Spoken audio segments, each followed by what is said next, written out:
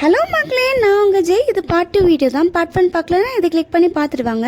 நேற்று நம்ம எப்படி கட் பண்ணோம், எப்படி மெஷர்மெண்ட் போட்டு கட் பண்ணோம் அப்படின்ற வீடியோ நம்ம பார்த்தோமா. இன்றைக்கி எப்படி ஸ்டிச் பண்ணோன்ற வீடியோ பார்க்கலாமா. எக்ஸஸாக கொஞ்சம் துணி எடுத்துக்கோங்க. அது வந்து ஆல்ரெடி உங்ககிட்ட வேஸ்ட்டு துணி ஏதாவது இருந்தால் அதை கூட எடுத்துக்கோங்க.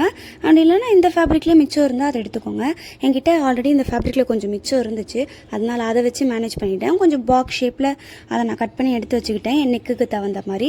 இப்போ வந்து அந்த எக்ஸஸாக எடுத்த துணி கீழேயும் அதுக்கு மேலே நம்ம மார்க் பண்ணியிருந்தோம்ல அதை வச்சுட்டு நம்ம மார்க் பண்ணியிருந்தோம்ல அதுலேயே ஸ்ட்ரெயிட்டாக ஸ்டிச்சஸ் போட்டே வந்தேன். ரொம்ப பொறுமையாக போட்டு வரணும். கொஞ்சம் சொதப்புனா கூட நெக்கு டிசைனே ஸ்பாயில் ஆகிடும். அதனால் ரொம்ப பொறுமையாக கேர்ஃபுல்லாக ஸ்டிச் பண்ணணும். அதை ஸ்லோ பண்ணலாம், கொஞ்சம் பொறுமையாக ஸ்டிச் பண்ணி டேர்ன் பண்ணி ஸ்டிச் பண்ணி பண்ணுங்கள்.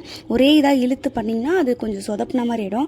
அதனால் ஃபேப்ரிக்கை டேர்ன் பண்ணி பண்ணி முடிச்ச அப்புறம் ஒரு 1/4 இன்ச் உள்ளுக்க தள்ளி ஃபேப்ரிக்கை கட் பண்ணிக்கோங்க. நம்ம என்ன ஷேப்பில் நெக் போட்டிருக்கணுமோ அதே ஷேப்பில் நீங்கள் கட் பண்ணிக்கோங்க. கட் பண்ணிவிட்டு அங்கங்கே குட்டி நான்ச்சஸ் கொடுத்துக்கலாம். அது வந்து ஸ்டிச்சிங்கில் பற்றவே கூடாது. பட்டுச்சுன்னா டோட்டலாக ஸ்பாயில் ஆகிடும். அதனால் அதை படாமல் கொஞ்சம் முன்னாடியே குட்டி குட்டியாக கட் பண்ணிக்கோங்க. அது எதுக்கு கட் பண்ணுறோன்னா அது அப்போ திருப்பும் போது நம்மளுக்கு கரெக்டாக பர்ஃபெக்டாக ஷேப் வரும். அந்த ஸ்லோ பண்ணலாம் கரெக்டாக உள்ள சென்டராக தள்ளி கட் பண்ணுங்கள். ஆனால் ஸ்டிச்சஸில் படாமல் கட் பண்ணுங்கள். அதை பார்த்து பொறுமையாக கட் பண்ணிக்கோங்க.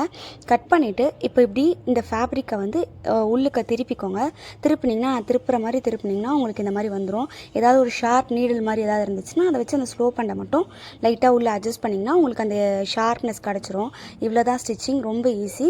இதை வந்து அப்படியே மேலே ஒரு தையல் இப்போ நம்ம இப்படி உள்ளுக்க போட்டோமா, இதுக்கப்புறமா இது மேலேயே ஒரு தையல் அப்படியே போட்டுகிட்டே வந்தீங்கன்னா உங்களுக்கு நெக் டிசைன் முடிஞ்சிருச்சு. அந்த நான்ச்சஸ் அண்டை மட்டும் அந்த ஸ்லோ பண்ண மட்டும் ஒரு நாட் வச்சு ஸ்டிச் பண்ணிட்டீங்கன்னா அவ்வளோதான், முடிஞ்சிருச்சு.